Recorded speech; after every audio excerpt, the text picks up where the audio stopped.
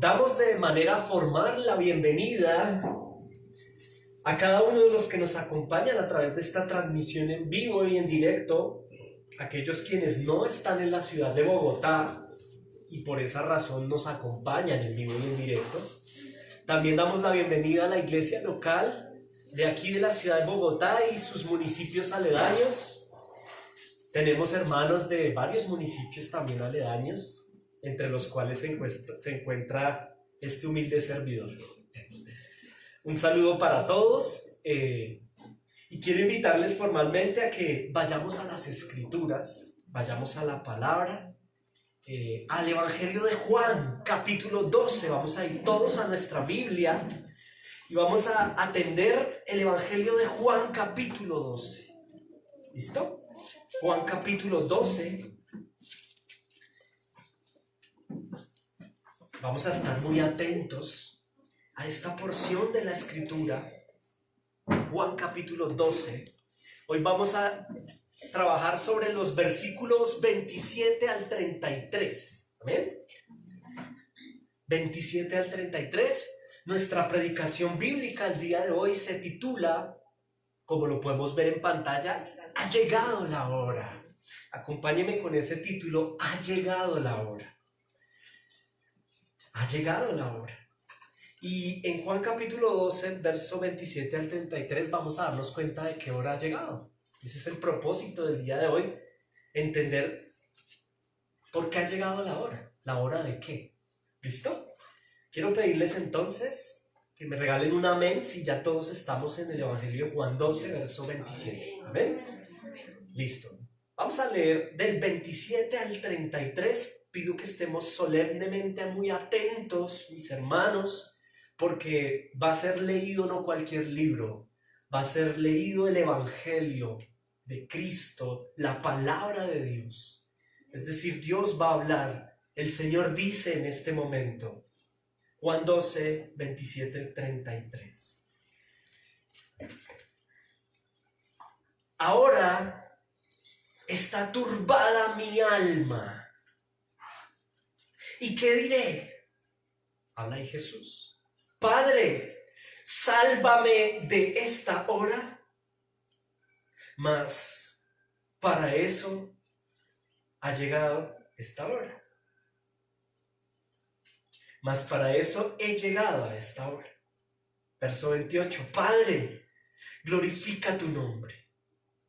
Entonces vino una voz del cielo diciendo, lo he glorificado y lo glorificaré otra vez. Y la multitud que estaba allí y había oído la voz, decía que había sido un trueno. Otros decían, un ángel le ha hablado. Respondió Jesús y les dijo, no ha venido esta voz por causa mía, sino por causa de ustedes. Ahora es el juicio de este mundo. Ahora el príncipe de este mundo será echado fuera. Y yo, si fuere levantado de la tierra, a todos atraeré a mí mismo. Y decía esto dando a entender de qué muerte iba a morir. Amén y amén. Mis hermanos amados, acabamos de ofrecer la lectura introductoria del Evangelio de Juan, en este caso particular el capítulo 12, y el contexto histórico. Para que comprendamos el contexto, quiero contarles una historia real. Y es una historia que dice lo siguiente. Había un hombre, reza la historia, que hacía pecado, se deleitaba en el pecado, tenía sus vicios, vivía en el pecado, comía mal, consumía ciertas sustancias, no era buen esposo, en su trabajo no era el mejor. Y un día este hombre empezó a sentirse del estómago mal. pero no le paraba bolas al tema, seguía en sus comportamientos comunes. Pasó el tiempo y el dolor era insoportable, así que tomó la decisión de sacar una cita al médico. Fue al médico y cuando llega al médico este hombre le dice al médico: doctor, es que me estoy sintiendo muy mal del estómago, me duele mucho. Dice la historia que el médico le dijo: bueno, vamos a hacerle un examen, unos exámenes. El médico le hace el examen y lo llama y lo sienta y le dice: tengo el resultado, el diagnóstico de los exámenes. Usted tiene cáncer. Dice la historia que el hombre se quedó mirando al médico y de repente se puso en pie y dijo: no, médico, usted está equivocado, doctor. Yo no tengo eso. Mi problema es mi esposa. Ella es la que me tiene estresado. Yo sé que si yo cambio de esposa, ya yo no me voy a sentir adolorido. Y este hombre se fue. No aceptó el diagnóstico. Cambió su esposa, efectivamente, pero semanas después el dolor continuaba, así que volvió al médico. Nuevamente el médico le dice: amigo, es que usted tiene cáncer y le quedan pocos días de vida, porque usted no come bien, usted tiene vicios y eso ha dañado su cuerpo. Nuevamente este hombre le dice al médico: no, a mí me da pena, pero es que usted está equivocado, doctor. Mi problema es el trabajo, yo estoy estresado. No era mi esposa, porque ya la eché, es el trabajo. A mí me estresa el trabajo. Y se para este hombre y se vuelve a ir. Efectivamente cambió de trabajo, pero semanas más adelante vuelve ante el médico, ya más demacrado.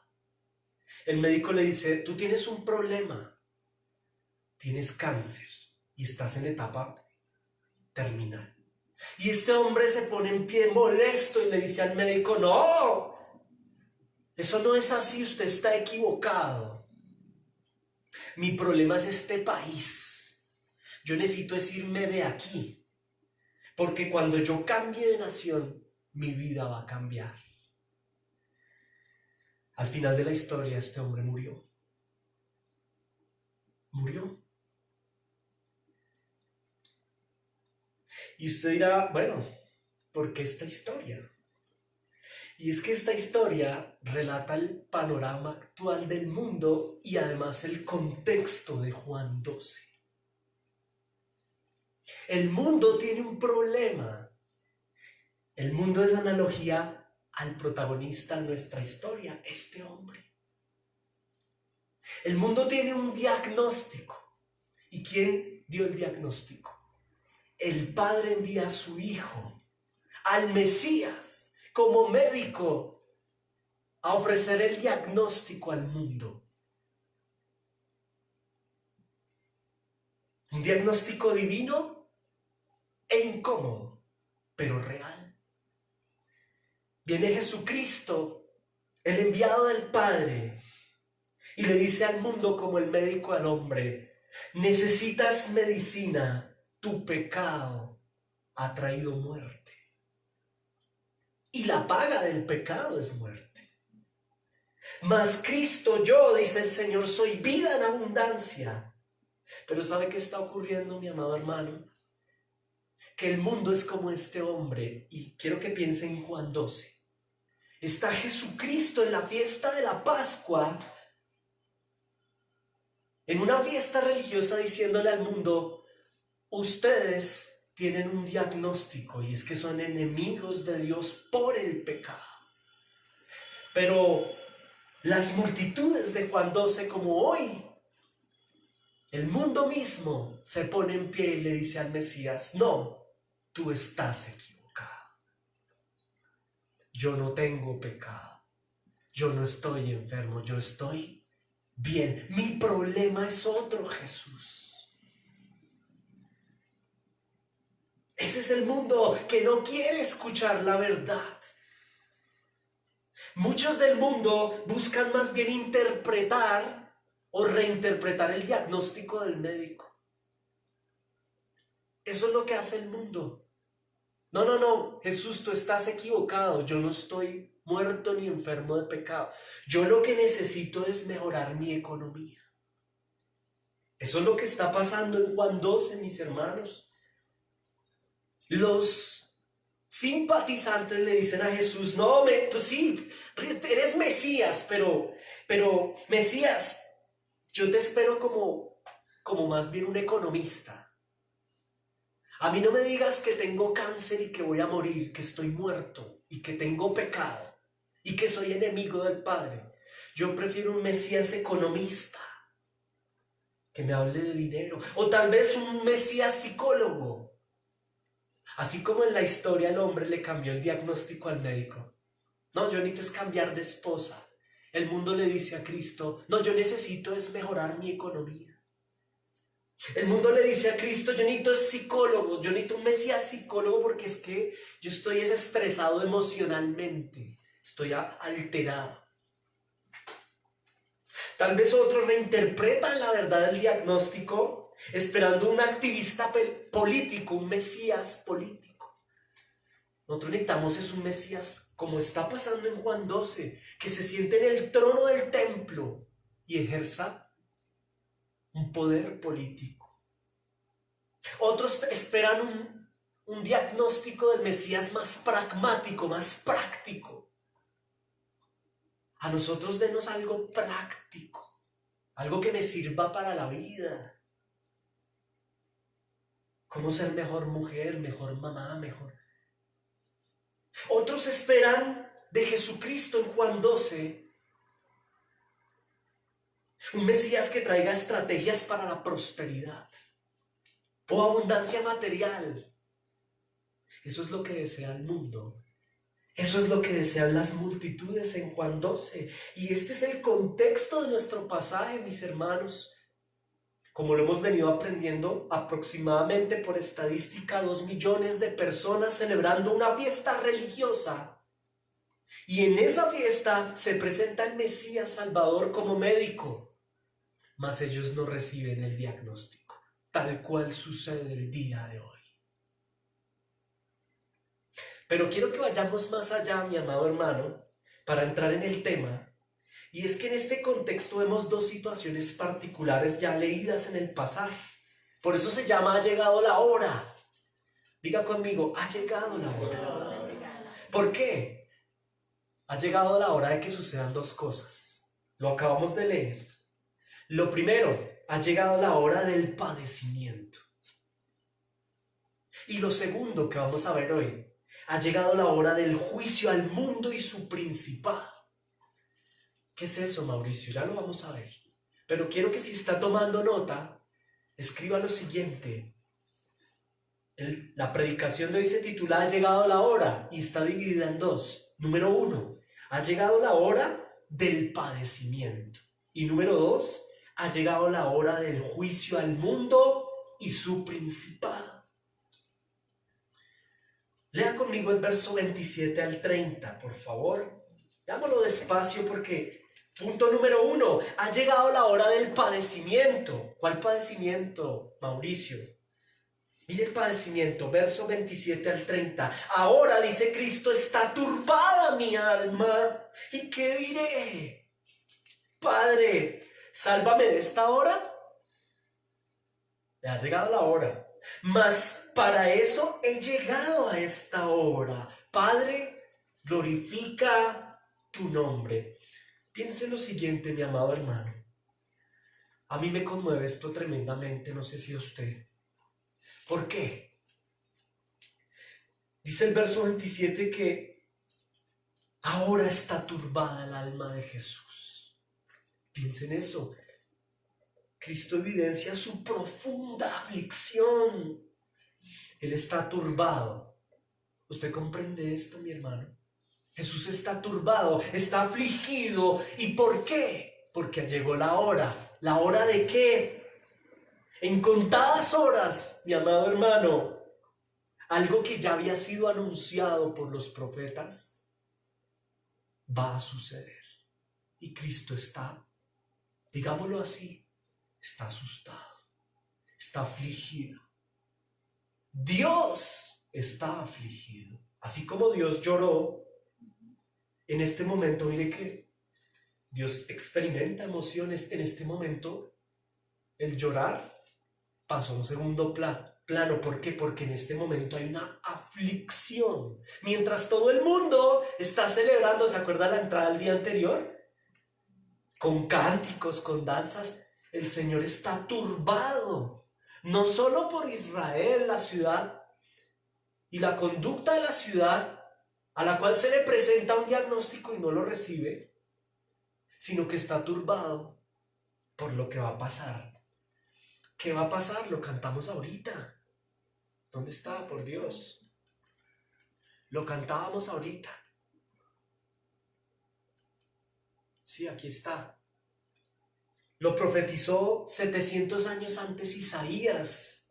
Mire, lo profetiza y dice: todos nos descarriamos como ovejas.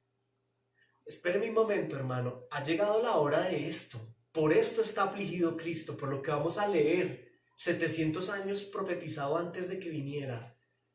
Cristo está turbado por lo que a continuación vamos a leer.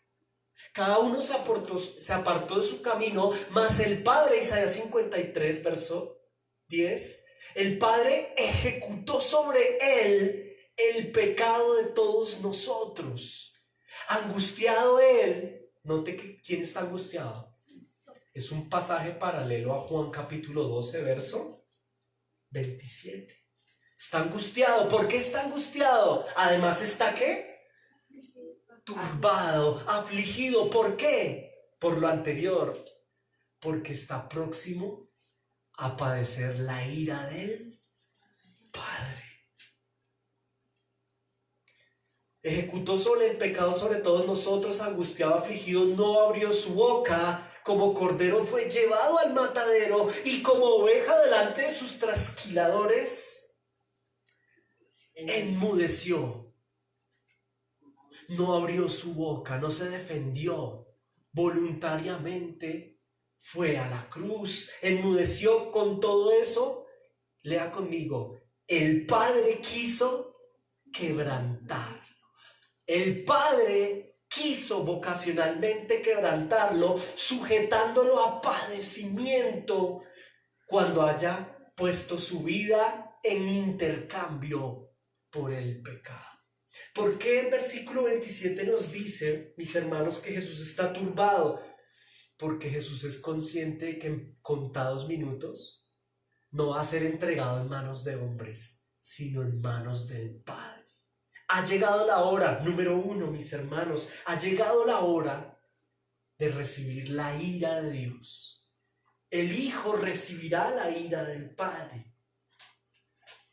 Ahora, ¿por qué el Hijo recibe la ira del Padre? Esto lo hemos estudiado ya varias veces, pero permítame recordarlo porque es importante.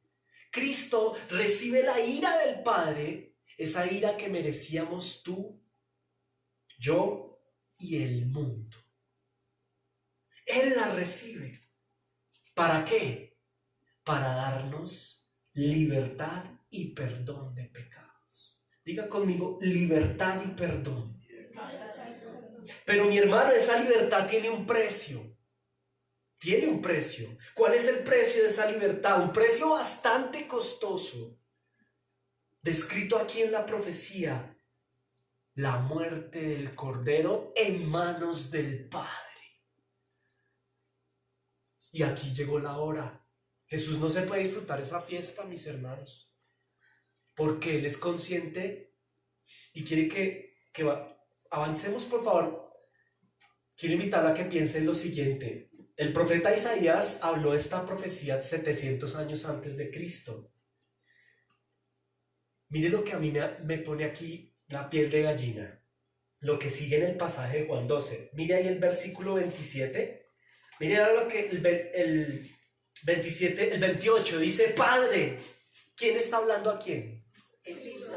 Jesús de repente empieza a hablar con el Padre y le dice: Padre, glorifica tu nombre. Y mire lo que sucedió. Esto es increíble. No, más bien sí es creíble, yo sí lo creo. Entonces vino una voz del cielo. ¿Quién habló? Impresionante. El Padre dijo lo siguiente: lo he glorificado y lo glorificaré otra vez. ¿Qué está sucediendo? Hay una conversación entre el Hijo y el Padre, y no es una conversación privada. 2 millones de personas presentes, escuchando la voz del Padre y la voz del Hijo. Hay una conversación. ¿Y qué están conversando?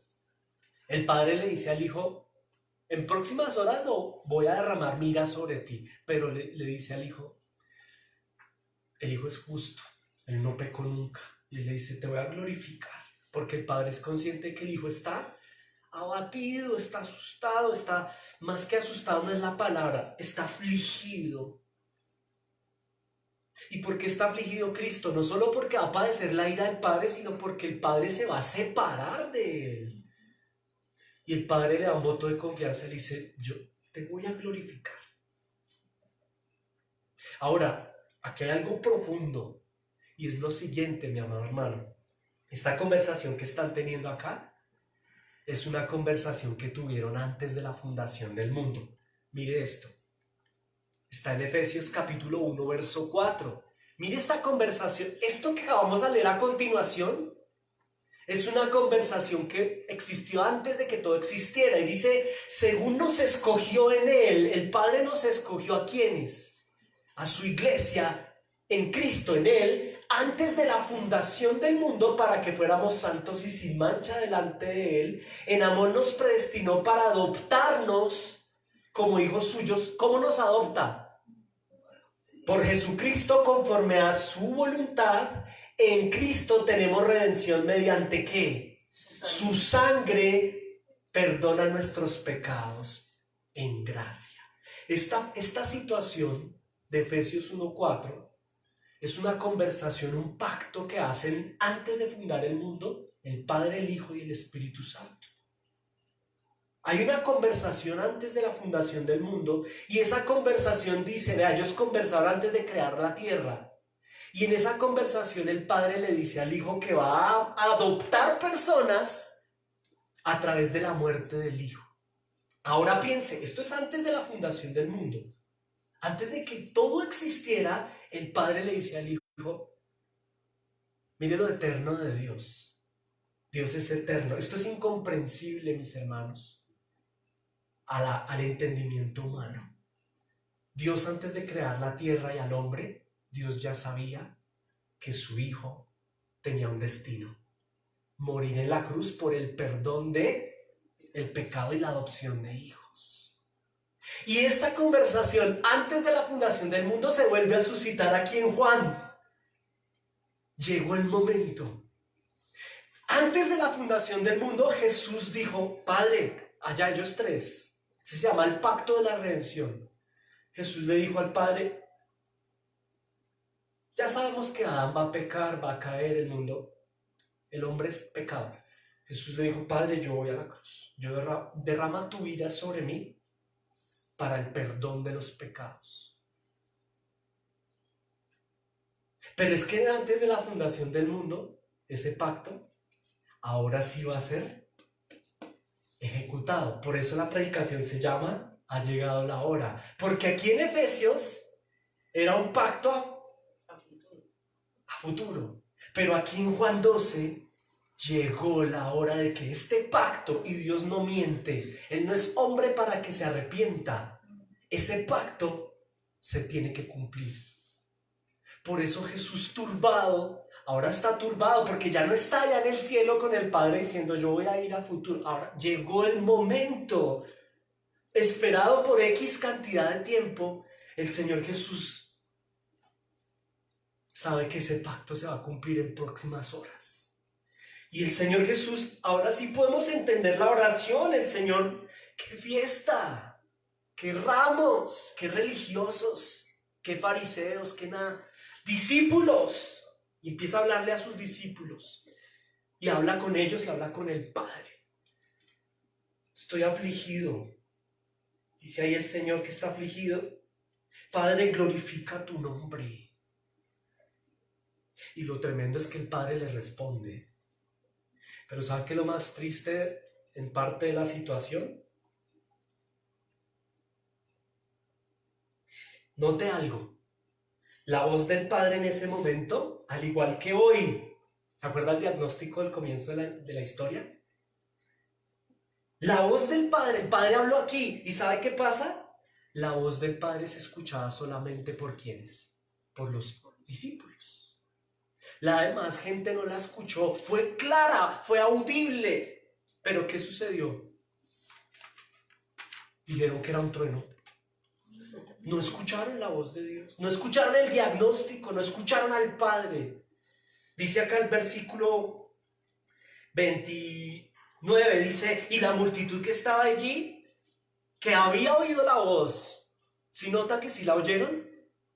Tenaz. Mire, esta gente representa al mundo de hoy cuando el médico le da el diagnóstico. Sí lo escuchan, oyeron la voz, pero ¿sabe qué dijeron? Vea, no, eso fue un trueno. Esa es la actitud de los incrédulos. Esa es la actitud del mundo cuando el médico le ofrece el diagnóstico. No, eso es como un trueno. Cuando la voz del Padre, cuando la palabra es expuesta, es aterrador. ¿La escuchan? No, la oyen, pero no la escuchan. No, eso es un trueno. Otros dijeron, los de pronto los simpatizantes. El simpatizante religioso. El incrédulo prefiere articular la voz a un fenómeno natural. Él se rige a la ciencia, a lo natural. Eso fue un trueno. El simpatizante dice lo siguiente, verso 29. Otros dijeron, no, eso es un ángel. Vean, ellos lo vuelven religioso, ¿sí? Eso es un ángel. Pero los discípulos sí escucharon la voz del Padre. Tremendo, mi hermano. Primer punto, ha llegado la hora de ¿qué? Del padecimiento. Los discípulos escucharon, el Padre le habló al Hijo y va a ser glorificado. El sacrificio va a ser consumado. Punto número 2.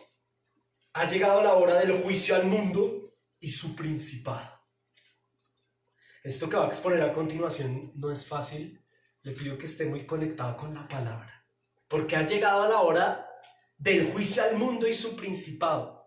Versículos 31 al 33. Mire lo que dice la escritura, léalo conmigo. Ahora dice Jesús, ahora es el juicio de este mundo. Perdón, ¿con quién acaba de hablar Jesús? Con el Padre. Pero Jesús sigue hablando con sus discípulos y les dice, con la presencia del Padre ahí, ahora discípulos, gente, escúchenme, el juicio de este mundo, ahora es el juicio de este mundo, les dice, ahora el príncipe de este mundo será echado fuera. Y yo, si fuere levantado de la tierra, a todos atraeré a mí mismo. Punto número 2. Ha llegado la hora del juicio al mundo y su principado. Dividámoslo en dos este punto. Porque llegó la hora de un juicio al mundo por un lado y a su príncipe por el otro lado. Entonces, espérenme con atención. ¿Cómo así? Ha llegado la hora de juicio a este mundo. Primera parte. ¿Quién es el mundo? Porque Jesús está diciendo que ha llegado un juicio. ¿Y qué es el juicio? Jesús está anunciando ahí que llegó la hora, no solo de su padecimiento, sino que llegó la hora de un juicio al mundo. ¿Quién es el mundo? La palabra mundo aquí hace referencia al sistema maligno del cual los incrédulos y simpatizantes hacen parte. Mundo aquí son quienes se han rebelado contra Dios, quienes aman más su propia vida que al Padre, que al Hijo, que al Espíritu Santo. Ha llegado el juicio al mundo, la hora del juicio. ¿Qué es el juicio? La condenación, mis hermanos. La condenación a un mundo que ama más las tinieblas que la luz. Juan capítulo 3, verso 19 lo dice. Y esta es la condenación, ese es el juicio. Ha llegado la hora del juicio. La condenación es el juicio. Y esta es la condenación. Que la luz vino al mundo, pero los hombres rechazaron el diagnóstico del mundo porque amaron más las tinieblas que a Cristo, porque sus obras son malas. Jesús les está diciendo, Y esto es profundo, mi hermano. Verso 31. Ahora es el juicio de este mundo, llegó la hora. Es ahora el juicio de este mundo, la condenación. Insistimos, ¿quién es el mundo? ¿Quiénes son los que serán condenados? El mundo, aquel sistema religioso, piensen los fariseos, los saduceos, aquel sistema de personas que construyeron su propia interpretación de quién es Dios y lo que significa ser creyente. Ellos son el mundo. Sí, yo creo en Dios, pero en mi propia interpretación de Dios. Ese es el mundo. Aquellos que tienen la Biblia, pero no la quieren leer y no quieren venir a la Escritura, al Logos encarnado en su palabra, sino que interpretan la Biblia a su conveniencia. Ese es el mundo. Aquella comunidad de religiosos, fariseos y saduceos, en el contexto de Juan 12, entretenidos entre liturgias, como lo pasa el día de hoy. Hay gente entretenida. ¿Qué es liturgia? Yo lo he explicado muchas veces. La liturgia es una serie de ritos. Ese es el mundo, que se apega al rito porque ama el rito, no ama la escritura, ama la religiosidad.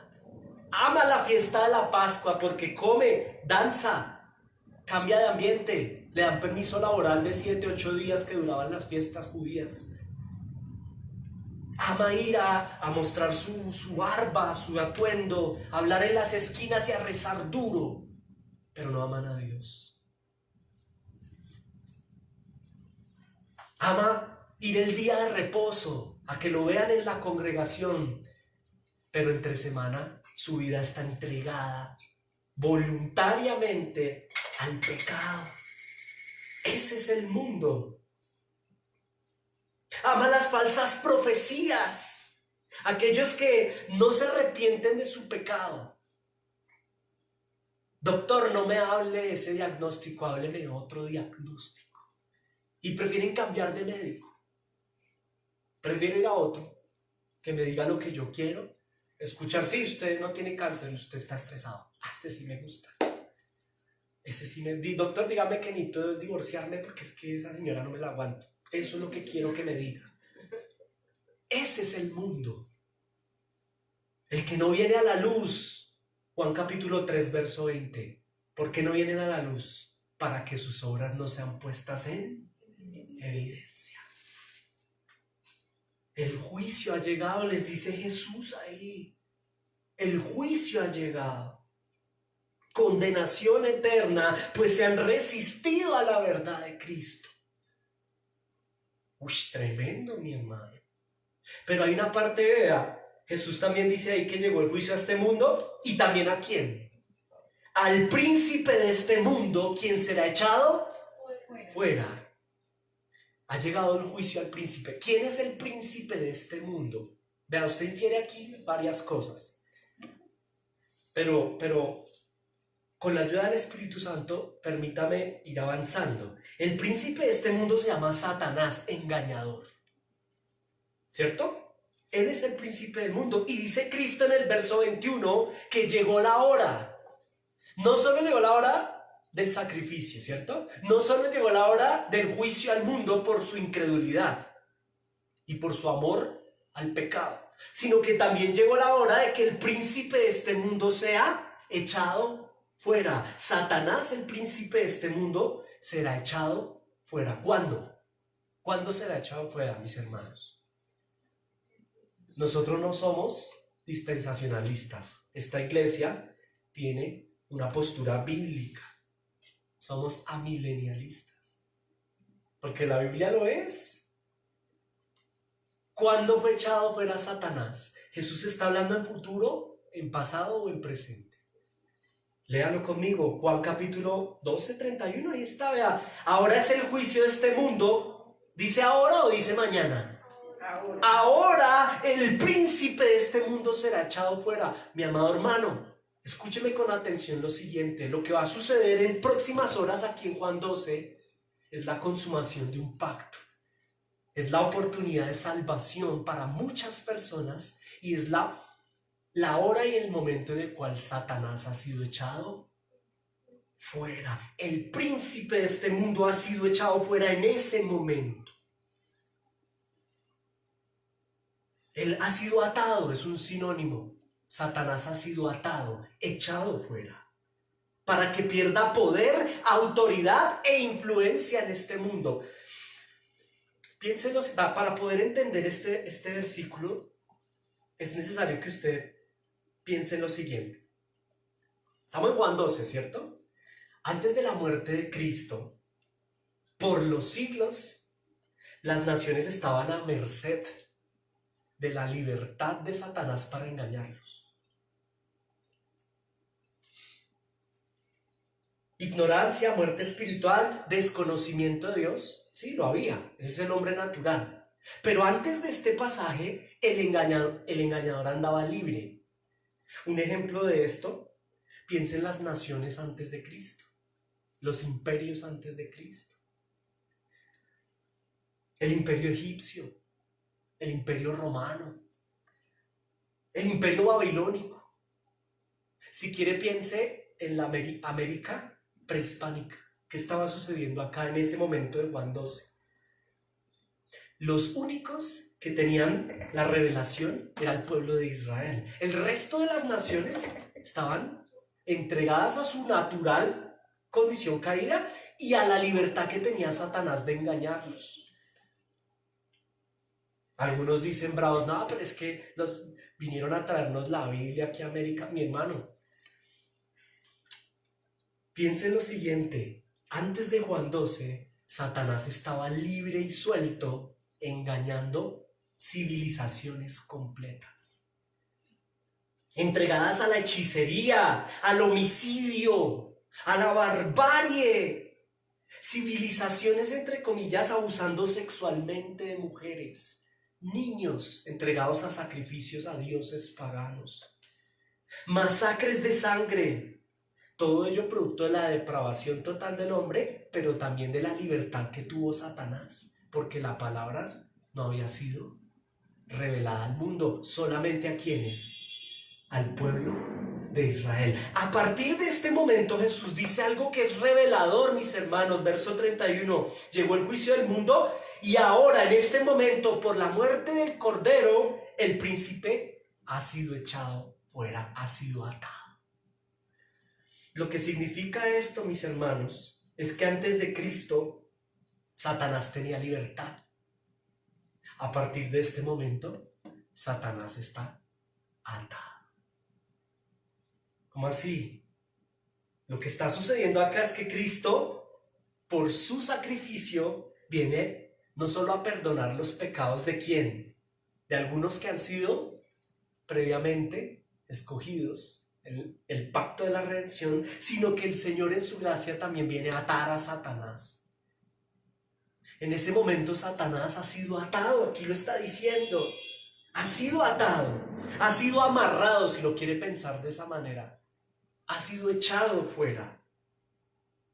Echar fuera tiene que ver con, ha sido limitado para engañar, para influenciar libremente como lo hacía antes al mundo. ¿Y para qué hace esto el Señor? Para que el evangelio empiece a correr libremente, ya no solo por Israel, sino por ¿dónde? Por todo el mundo, aún civilizaciones que estaban aquí, en un mundo desconocido en ese entonces para el mundo. El mundo no sabía que América existía, pero Dios sí, y que habían imperios y civilizaciones del terror en estas tierras, sacrificando a dioses paganos, influenciados por Satanás y por su pecado. Cristo le dice a Satanás, lo echo fuera, lo ato, lo ato. En ese momento, en Juan capítulo 12, Satanás queda atado. ¿Para qué? ¿Para qué, mis hermanos? Para que a partir de este momento los griegos que se acercaron a Jesús son una representación de un mundo que tiene la oportunidad en Cristo de ser libre y de ser adoptado. Ya no solo Israel. Satanás ha sido atado. Escúcheme con atención, mi hermano. El enemigo ha sido atado, el engañador ha sido atado para que el evangelio corra. A partir de este momento y en contados días, se inaugura algo muy importante que se llama la Iglesia de Cristo. Y gracias a la Iglesia de Cristo, la palabra, ¿se acuerda la profecía de Zacarías 13:1? Corre como un río. Ya no solo en Israel, sino en ¿dónde? En las naciones. Y Satanás está atado. Ahora, esto no significa que Satanás no pueda ejercer dominio y poder. No, sí lo puede hacer, pero lo hace desde su condición limitada.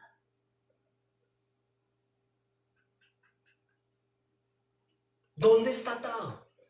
¿De qué está hablando Jesús? Mire, acompáñeme a Apocalipsis. ¿Quién escribió Apocalipsis?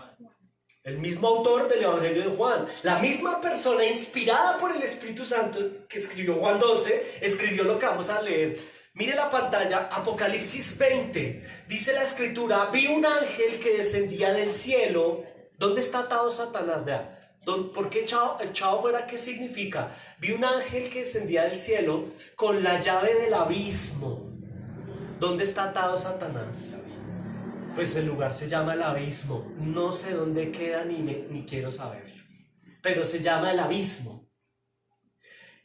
Ojo a esto. Jesús está diciendo en Juan 12, ahora llegó la hora de que el Cordero sea sacrificado, de que la iglesia nazca, con la venida del Espíritu Santo sea fundada en estas 12 personas que son el fundamento que descansa en la roca principal, quien es Cristo. Por eso es grave la falsa profecía y al final de esto me voy a referir en la aplicación personal. El Cordero ha sido inmolado, la roca quien es Cristo. Sus discípulos son el fundamento, los apóstoles, y sobre ello descansará una iglesia que empieza. ¿Cuándo empieza la iglesia? Algunos teólogos dicen que la iglesia empezó antes de la fundación del mundo en el pacto de la redención. Sí, en términos eternos, pero en términos terrenales la iglesia empieza aquí, en la muerte del Cordero, con los 12 apóstoles. ¿Y saben cuál es la virtud? Que antes de que iniciara la iglesia formalmente, Satanás corría libre por el mundo. Ahora está atado ¿en dónde? Apocalipsis 20. ¿Quién lo ató? Vea, primero lo ató Cristo, pero Cristo mismo no lo ató. Envió a un ángel. Algunos dirán que es el ángel de Jehová y que será Cristo. No vamos a entrar a debatir aquí. Lo importante es que Satanás está atado, echado fuera en un abismo. Ya no anda con libertad engañando. No le podemos echar la culpa al diablo. Está atado. ¿Para qué está atado? Para que el sacrificio que se ejecutará en próximas horas sea predicado al mundo. Ahora, dice el abismo, y una gran cadena en la mano. ¿Qué tiene Satanás en la mano? Una gran cadena, está atado, está amarrado. Dice, y prendió al dragón. ¿Quién prendió al dragón? Pues el ángel prendió al dragón en el abismo. La serpiente antigua, que es quien, ahí lo revela con lujo de detalles, el diablo y Satanás, y lo ató por ¿cuánto tiempo? 1000 años, y lo arrojó al abismo, ya nuevamente, y lo encerró y puso su sello sobre él. ¿Para qué? ¿Para qué lo ató? Ojo, porque llegó la hora, Juan 12, llegó la hora de que este personaje sea atado para que no engañe a las naciones como las engañaba antes, ¿cierto? Hasta que fuesen cumplidos ¿cuántos? 1000 años, y después de eso debe ser desatado. Este man va a ser desatado. Va a ser desatado, pero por poco tiempo, antes de la venida de Cristo.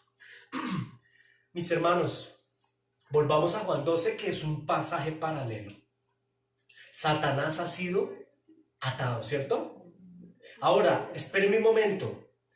El príncipe de este mundo ha sido echado fuera, ha sido atado. ¿Echado fuera a dónde? A un abismo. Pero el abismo no es el mismo lugar que el lago de fuego, o el infierno, o el Gehinnom. No es el mismo lugar. El abismo es un lugar temporal en donde Satanás está amarrado. Por eso en el verso 31 Jesús dice, ahora es el juicio no solo de este mundo, Y no le pueden echar mundo, no le puedes echar la culpa a Satanás. Está atado. Hay gente que se la pasa, es que te ato, diablo, terreno, ya está atado, hermano, no pierda el tiempo. Te echo fuera en el nombre, ya está echado fuera, vea, lea la Biblia.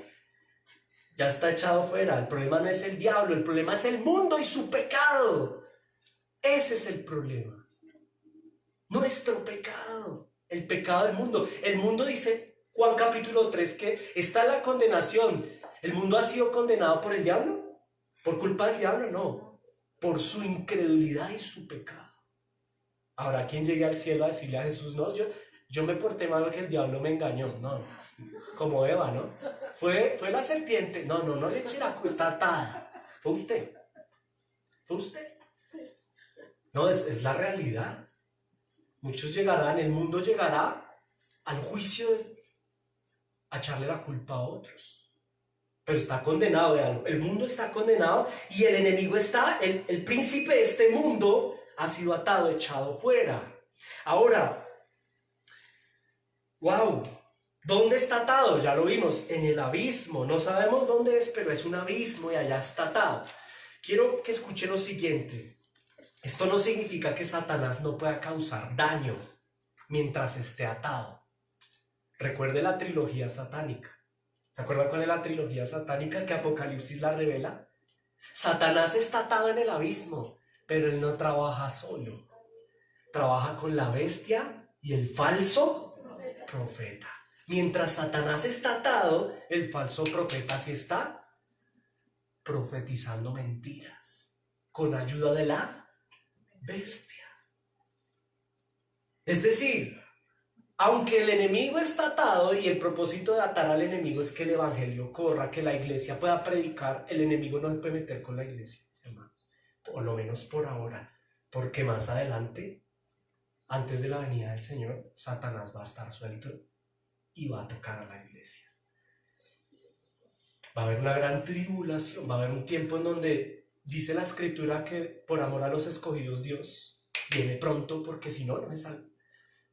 Todos, va a ser duro, va a ser un tiempo duro.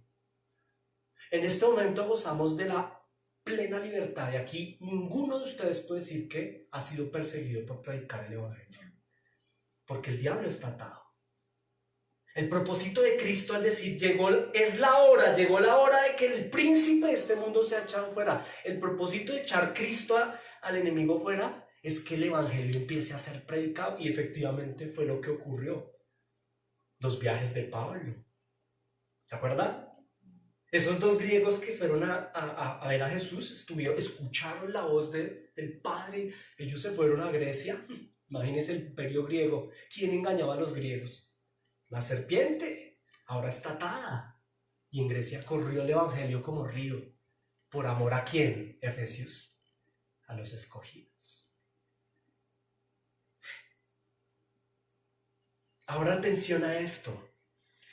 No significa que Satanás no pueda causar daño. Lo causa, persigue. A mí, ustedes son testigos. Aquí vino el falso profeta con policía, ¿no? A silenciarnos. Estamos en los últimos tiempos. Atención a lo siguiente. Cuando las escrituras nos dice que el diablo está atado por 1000 años, el Apocalipsis no es un libro literal. No son 1000 años literales. 1000 años es una palabra que hace referencia a un tiempo muy extenso. ¿Ok?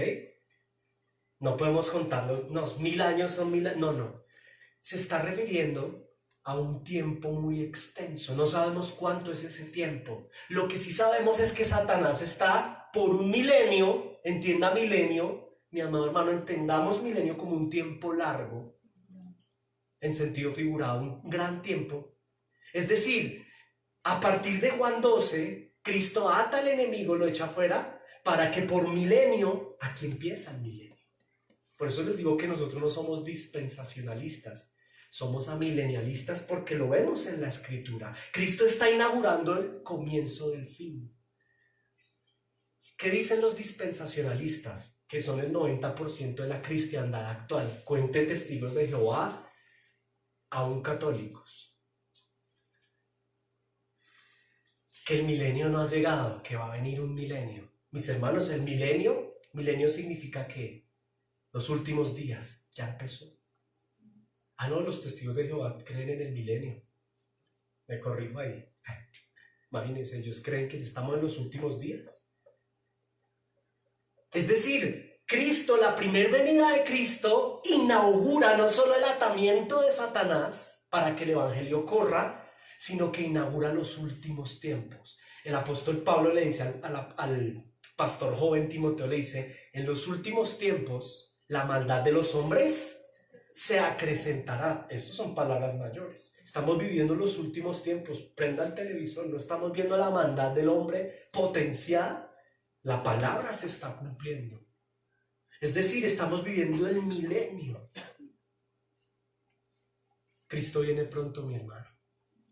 Los dispensacionalistas tienen la esperanza de que viene un milenio. O sea, ellos creen que todavía no ha empezado el milenio y cuentan el milenio como si fueran 1000 años. Oh, mis hermanos, el milenio empezó con la venida de Cristo. Empezó con la venida de Cristo.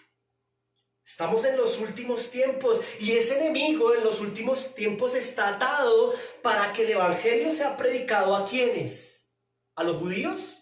No, a toda criatura, mi amado hermano, a toda criatura. ¿Qué le dijo? ¿Cuál es la gran comisión de Cristo a sus discípulos? Vayan y prediquen el evangelio a las naciones. Vea, ya no solo aprovechen, el diablo está atado. Primero les está diciendo aquí, ya atamos al diablo. Ahora salgan y prediquen el evangelio. Ya no a Jerusalén, ya no a solo Israel, porque está Israel.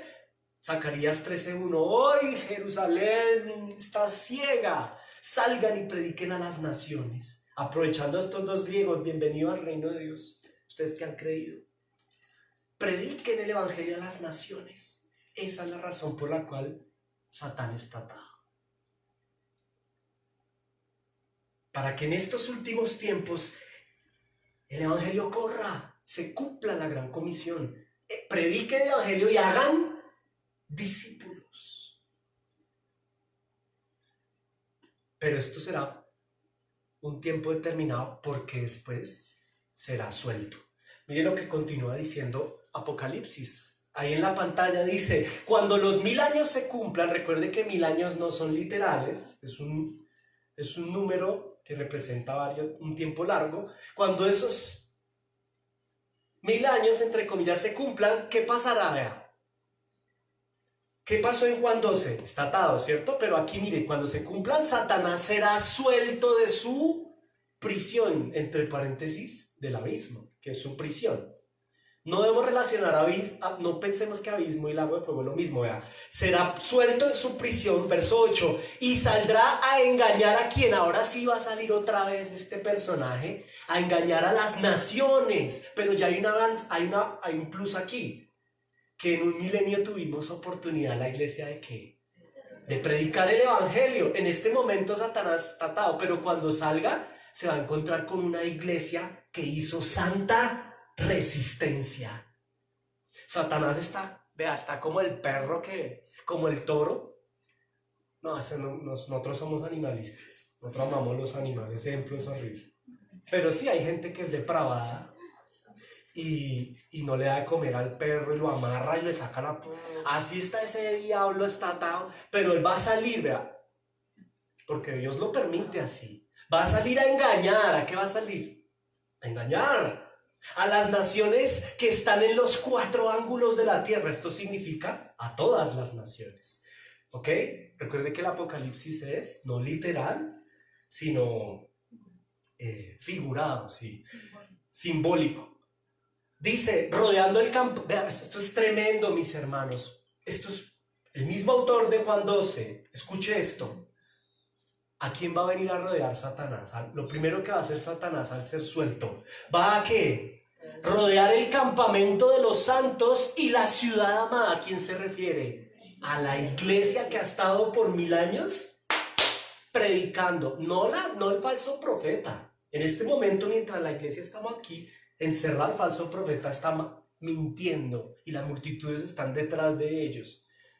Él no se va a ir a meter allá porque ya tiene acción ahí. ya tiene almas condenadas. Él se va a meter con nosotros, mis hermanos. Va a rodearnos. Tremendo. Va a rodearnos. Pero ¿qué va a pasar? La ciudad amada. Y Dios descendió fuego del cielo y lo va a consumir. Y el diablo que nos engañaba, ¿qué? Fue lanzado en el lago de fuego y azufre donde estaban la bestia y el falso profeta, y serán atormentados de día y de noche por los siglos de los siglos, y el que no esté inscrito en el libro de la vida también será lanzado con ellos. Mire la diferencia entre el lago de azufre y fuego con el abismo.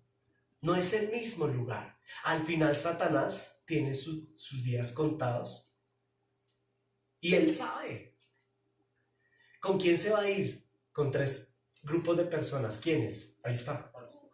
El falso profeta, que ahorita está pintado de cristiano, predicando y profetizando entre comillas. Tiene sus días contados, con la serpiente y la bestia. Pero no solo ellos, sino ¿quiénes más? El mundo. Volvamos a Juan capítulo 12, versículo 31. Ahora es el juicio de ¿quién? De este mundo. A ellos se refiere. Ellos irán al lago de fuego. Mucha teología la que Jesús está hablando aquí, como para andar hablando de psicología, ¿sí o no? O de novelas o testimonios. Tremendo. O falsas profecías. Ahora vamos a la aplicación personal. Tenemos que terminar con toda predicación expositiva tiene una aplicación personal. La aplicación personal está en el verso 32 y 33, pero escúcheme esto, mi amado hermano. ¿Qué nos enseña a nosotros esta porción, este culto hoy? Ya lo contextualizamos. ¿Qué nos enseña en primera persona como iglesia? A ti y a mí hoy que hemos venido a esta iglesia local. Aquí vemos 2 grupos, ¿cierto? En Juan 12. 2 millones de personas, pero hay 2 grupos. El primer grupo son los que escucharon la voz del Padre y la voz del Hijo predicando. ¿Recuerden que el Hijo es el médico que da un diagnóstico? Ellos lo escucharon y para rematar escucharon al Padre. Pero este primer grupo, con todo el Hijo ahí, la luz del mundo, y con todo habiendo oído al Padre, ¿qué pasó? No se arrepintieron, mis hermanos. Ese es el primer grupo, aquellos que se aferran a su pecado, a su estilo, los fariseos, a su religión. Yo me muero en mi religión. Discúlpeme que yo a veces parezco actor. Mi esposa me dice que no me sobreactúe, perdón. No sé, es que yo me meto en el papel. Téngame misericordia, ¿sí? Pero esos son los fariseos y los saduceos. En esta casa somos de esta religión, no insista. Esos son los fariseos. Teniendo a Dios al frente, la paga del pecado es muerte, es tu diagnóstico, arrepiente. No, yo me muero en mi ley. Literal, así eran los fariseos. Apegados, aferrados a la ley. Yo me muero en mi ley. ¿Por qué? ¿Por qué lo dicen? Porque en el fondo la Escritura lo revela, Juan 3:19. Porque aman más las tinieblas que la luz. Eso es solo una excusa. Esta es mi religión. No, su excusa es esa para decir que usted discúlpeme, a usted la verdad es que le gusta su pecado. Usted se deleita, y por eso Jesús les dice, verso 31, llegó la hora del juicio para ustedes, porque ustedes aman la mentira, aman el pecado, aman las obras de la carne y las adornan con religión. Eso es lo que les está diciendo. El príncipe del mundo es su Dios, no yo. Jesús en otra oportunidad les dijo a los fariseos, ustedes son hijos de su padre el diablo, porque en las obras de su padre el diablo les gusta estar. Y en esta aplicación personal vemos 2 grupos. Ese grupo, los que no aceptan el diagnóstico de Jesús porque se creen buenos. Romanos 3. No hay bueno ni siquiera uno, no hay justo. No, eso no me sirve. Arranquemos esa hoja. Yo prefiero prefiero a mi profeta porque me dice que soy bueno. Ellos se creen buenos. Y el otro grupo, mis hermanos, somos los discípulos. Diga conmigo, somos los discípulos. Usted es discípulo. Ese es el siguiente grupo, el de los discípulos. Y Dios nos llama a nosotros como discípulos. Aquí está la aplicación personal, familia. Atención a esto. ¿Por qué Jesús le está hablando así a sus discípulos y al mundo? Porque al mundo lo condena, pero a los discípulos los llama a predicar el evangelio. Aprovechen que Satanás está atado, les está diciendo, y que empiezan los últimos tiempos, porque yo ya cuando vuelva no vuelvo otra vez a una cruz, olvídese.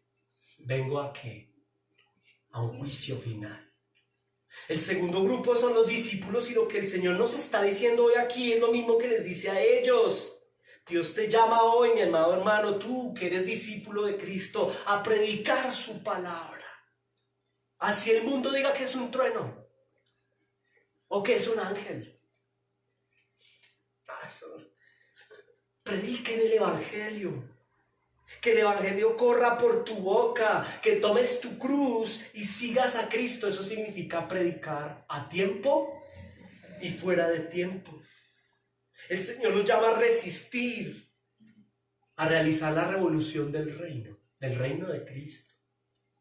Note el verso 32, léalo conmigo, note esto, aplicación personal, vea. Y yo, dice Jesús, si fuere levantado de la tierra, a todos atraeré a mí mismo. Pero ¿a quiénes son todos? ¿Se acuerda de Efesios? Efesios 1, 4, a los escogidos. Mis amados hermanos, Él va a traer, y es una promesa aquí, Él va a traer a todos, no a todo el mundo, porque el mundo no se va a salvar. Acaba de condenar al mundo en el verso 31. Sería ilógico que ahora a todos salve, ¿cierto?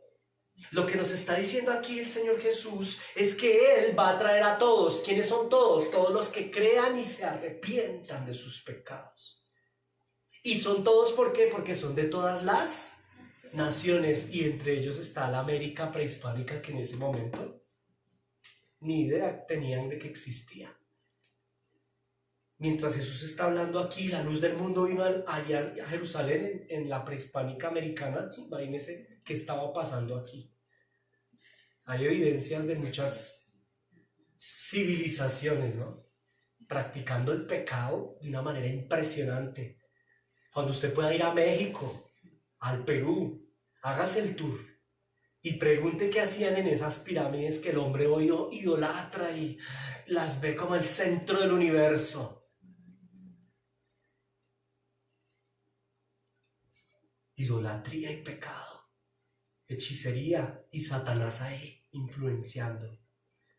Hoy está atado, mis hermanos, para que prediquemos el evangelio.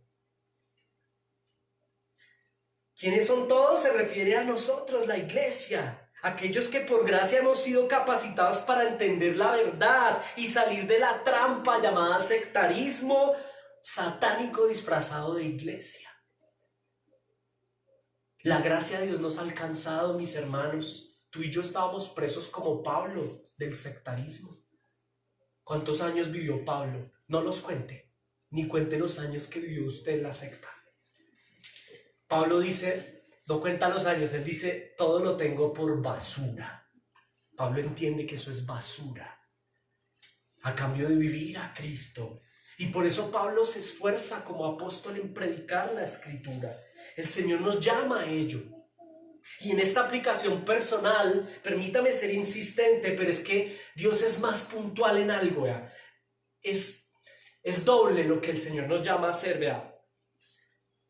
Creo que está aquí, vea, y está en color moradito, violeta. Dice, el Señor nos llama a algo, a predicar el evangelio, pero también ¿a qué? A vivirlo, diga conmigo, vivirlo. Esto se llama ortopedia y ortopraxis. La ortopedia, ¿cuál es? Escudriñar la palabra, pero ahora ¿qué falta? La ortopraxis, vivir la palabra. ¿Y cómo la vivo? Satanás está atado. Estamos en los últimos tiempos. La bestia está suelta. El sistema politiquero es la bestia, con ayuda del falso profeta. ¿Qué debe hacer la iglesia? Predicar el evangelio, ortopedia, pero vivir el evangelio, ortopraxis. Y aquí está, véala. Es que Mauricio utiliza términos muy teológicos. Bueno, está bien, vean. La Biblia es mejor que yo. Mire lo que dice la Biblia. Para que sean, vean, Él nos escogió como iglesia a través de la muerte en la cruz. Vean, aquí está la redención mediante la sangre. ¿Para qué nos escoge? Para ser adoptados como hijos, pero también para ser ¿qué? Santos y sin mancha. Eso es poner el evangelio en práctica. No solo predicarle al mundo, ven, arrepiéntete de tus pecados, sino yo mismo no andar en el pecado. Esa es la aplicación de esta predicación. El tiempo llegó, ha llegado la hora. El Cristo va a derramar su sangre en expiación para el perdón de algunos y sean adoptados, ¿cierto? Pero también ha llegado la hora en que Satanás es atado para que tú y yo prediquemos el evangelio y vivamos el evangelio santos y sin mancha. ¿Qué es santo?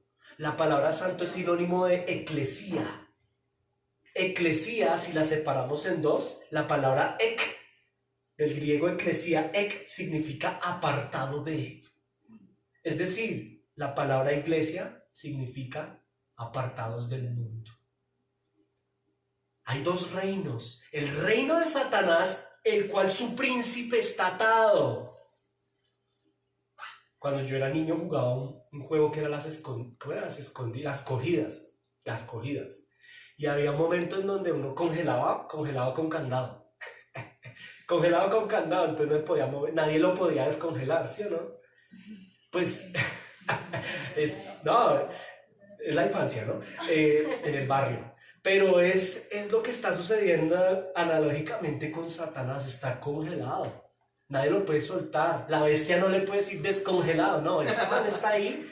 Y mientras esté ahí, yo puedo ir a descongelar a los demás. Usted, iglesia, vaya, descongélelos.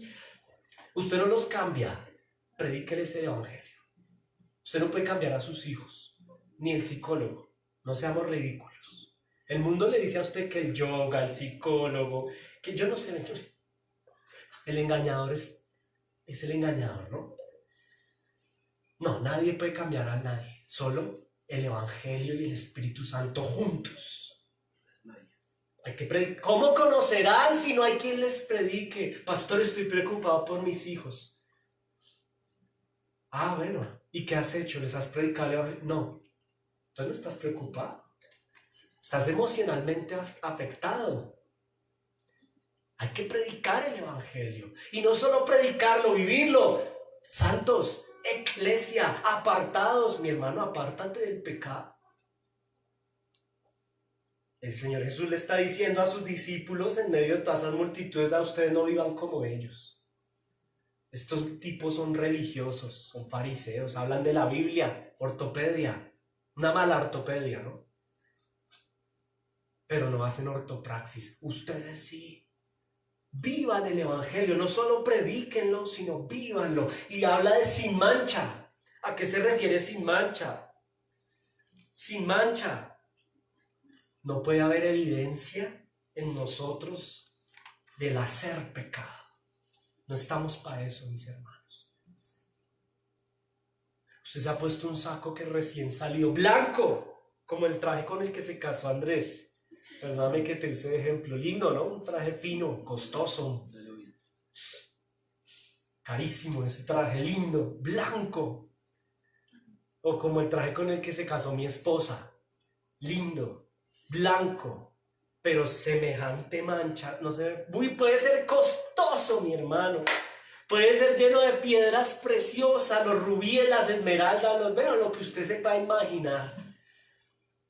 Pero si le cae una mancha de vino tinto, créame que el mundo no va a ver el traje lindo ni las piedras, va a ver la mancha, porque así es.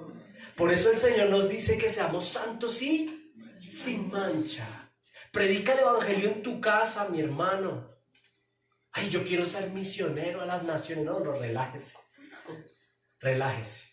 Tiene mucho que hacer primero en su casa. Predique el evangelio y viva el evangelio. Pero hay otra importante situación práctica aquí, mi amado hermano, y creo que con esta voy a terminar. ¿Cuánto llevo? Listo, faltan 5 para las 12. Bien. Entendamos esto, no solo la ortopraxis, no solo predicar y vivir el evangelio, sino que entendamos algo. Estamos en una guerra, mis hermanos. Como iglesia estamos en una guerra y tenemos un adversario a quien debemos combatir. Se llama engañador, pero está atado. O sea, entienda esto, mi amado. Usted vino aquí a comprender algo. El que tiene oídos para oír y el que pueda oír, que oiga. Vivimos en 2 reinos. Un reino de tinieblas que tiene un principado y su príncipe ha sido atado.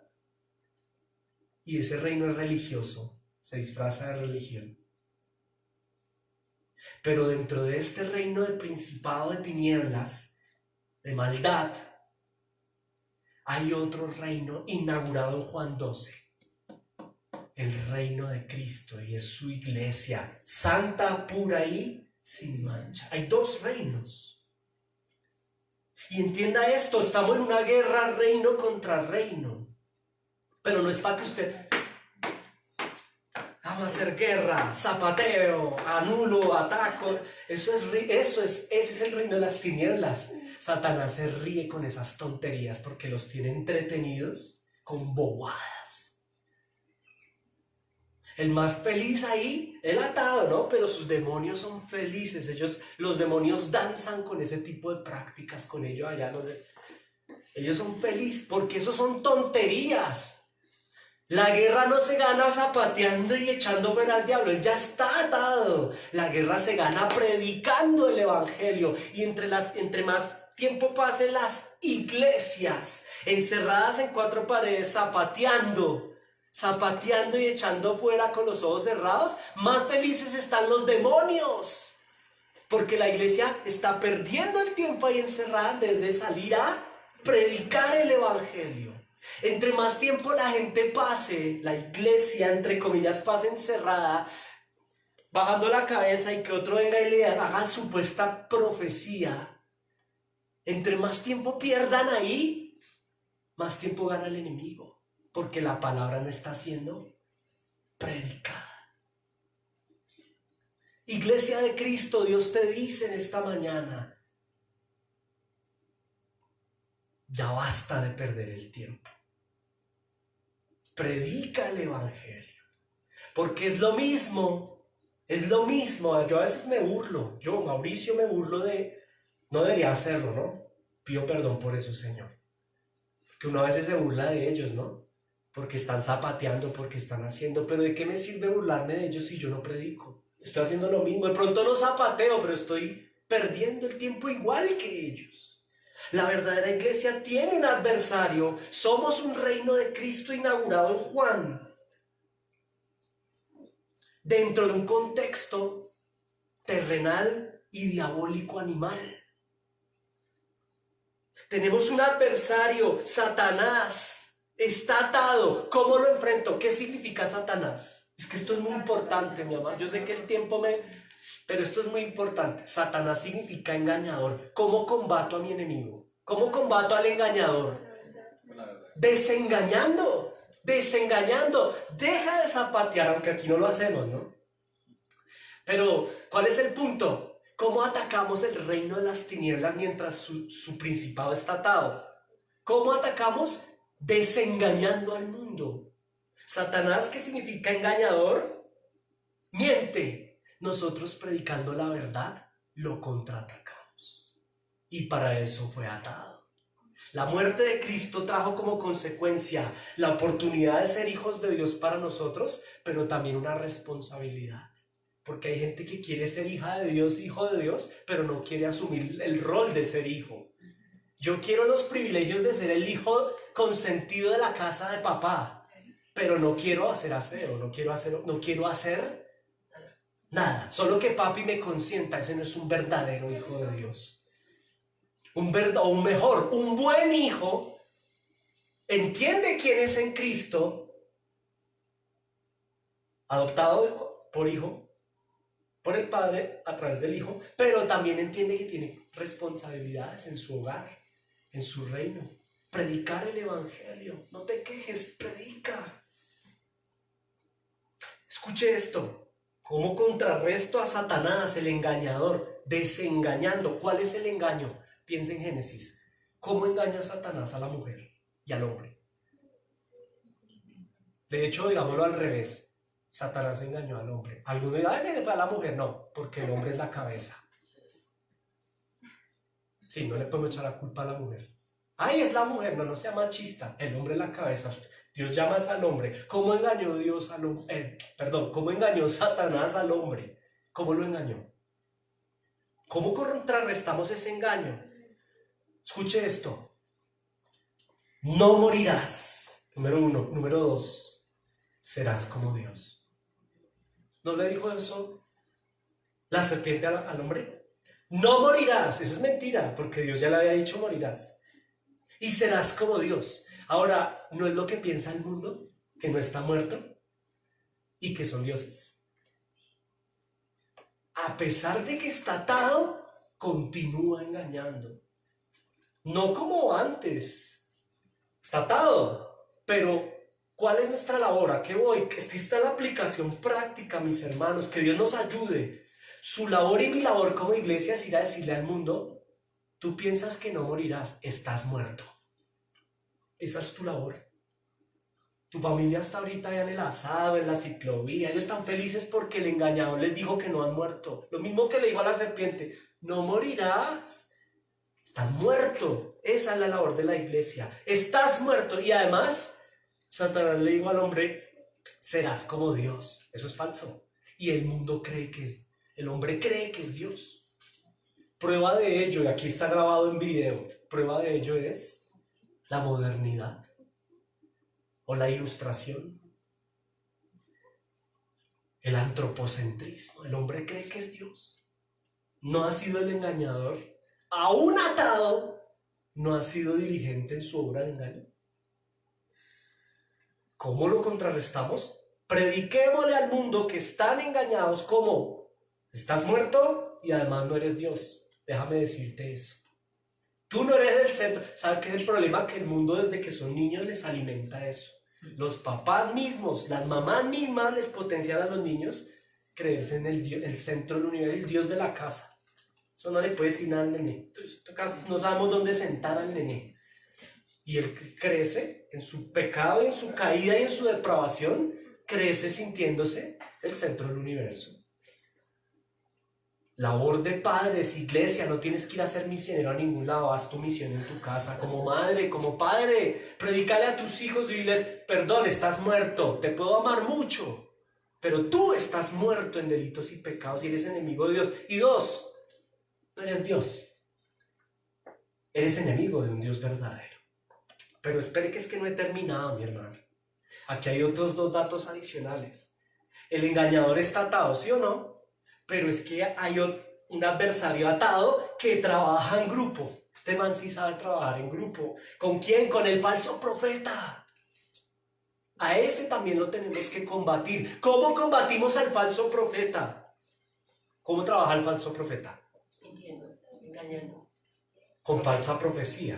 Pero espera, escuche esto que es importante, mi amado hermano. Vea, esto es muy importante, aplicación práctica. El falso profeta, ¿sabe cuál es la estrategia del falso profeta? Nuevas revelaciones. Es decir, el falso profeta quita la Biblia para él inventar una nueva revelación. ¿Cómo contraatacar al falso profeta? Predicando la Biblia. Al falso profeta hay que callarlo y decirle: se calla y escucha la palabra. Claro, no lo van a felicitar por eso, no lo van a consentir. Mi hermano, toma tu cruz y sigue a Cristo. Pero a esos hay que callarlos, no con violencia. Nosotros no somos violentos, pero con carácter. Usted es un falso profeta. Usted es hijo de su padre el diablo. Usted cambió la sola escritura por falsas profecías. Usted es un hijo de Satanás. Arrepiéntase. Lago de fuego le espera. Mauricio, yo no tengo carácter para eso. No, yo tampoco. Pero el Espíritu Santo nos capacita. Amén. Tranquilo. Amén. Vea que por todo lado hay trabajo. Y número 3, nuestro adversario está atado. Está atado. Pero también no solo dejó al falso profeta, sino a la bestia. Dejó a la bestia. ¿Quién es la bestia? Un sistema politiquero, no político. Ojo, política es diferente. La política no está mal, no es del diablo, eso son tonterías. Es distinto politiquería a política. La política está muy bien. Claro que está bien. El problema no es la política, el problema es la bestia en función de la politiquería. Ese es otro frente que hay que combatir. ¿Por qué? Porque la bestia desde la politiquería engaña al mundo y le hace pensar lo siguiente: que la verdad, el camino y la vida está en manos de un caudillo humano. No, es que Mauricio, la respuesta a la revolución es esta persona, o esta. Una hegemonía globalista, un nuevo orden mundial. Esa es la bestia. Que regule a todas las naciones, que instituya una sola religión.